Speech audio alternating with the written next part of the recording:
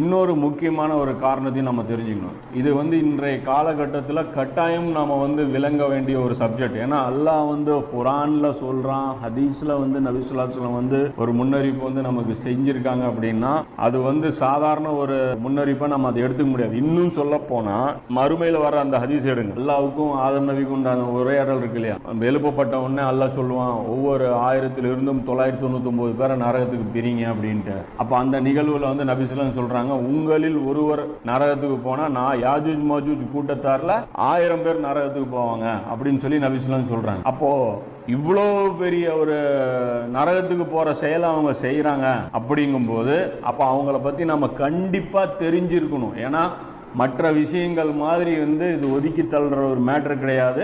ஏன்னா அவங்க எதற்காக நரகத்துக்கு போறாங்கிறது தான் நாம அதுல இருந்து அவங்களுடைய அந்த செயலிருந்து நாம விலகி இருக்கிறதுக்கு நமக்கு அது ஹெல்ப் பண்ணும். ஸோ யாஜூஜ் மாஜூஜுடைய விஷயம் தெரிஞ்சுக்கிறது நாம சொர்க்கத்துக்கு போறதுக்கு அது நமக்கு யூஸ் ஆகும் அப்படிங்கறது புரிஞ்சுக்கணும்.